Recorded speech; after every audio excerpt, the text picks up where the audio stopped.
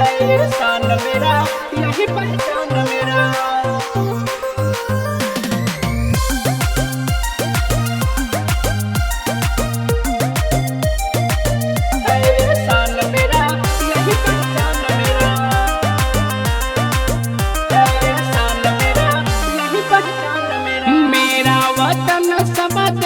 से प्यारा मेरा वतन सब देशों से प्यारा, इस पे लुटा दूं मैं जान।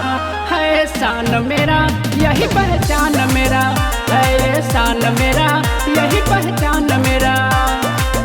माँ भारती की कसम, माँ भारती है बुलाती, खून से करूँगा तिलक तो गोलियों से करूँगा आरती।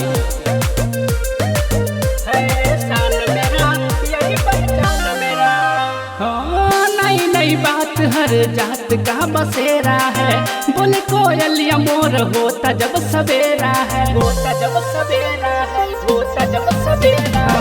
नई नई बात हर जात का बसेरा है, बोले कोयलिया मोर होता जब सवेरा है। मेरे लबों पे नाम है इसका, मेरे लबों पे नाम है इसका, आई लव माई इंडिया।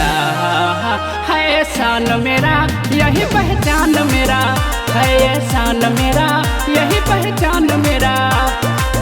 कली बेच देंगे कुसुम बेच देंगे, कली बेच देंगे कुसुम बेच देंगे। कलम के पुजारी कहीं सो गए तो वतन के पुजारी वतन बेच देंगे। है शान मेरा, यही पहचान मेरा। मेरे मुल्कों में दुश्मनों की जब गुलामी थी, मेरे देशवासियों ने ढाल को उठा ली थी, ढाल को उठा ली थी, ढाल को उठा ली थी। मेरे मुल्कों में दुश्मनों की जब गुलामी थी, मेरे देशवासियों ने ढाल को उठा ली थी। जय सिंह लहरी संतोष जीती, जय सिंह लहरी संतोष जीती, करता रहे गुणगान। है शान मेरा, यही पहचान मेरा, है ये शान मेरा,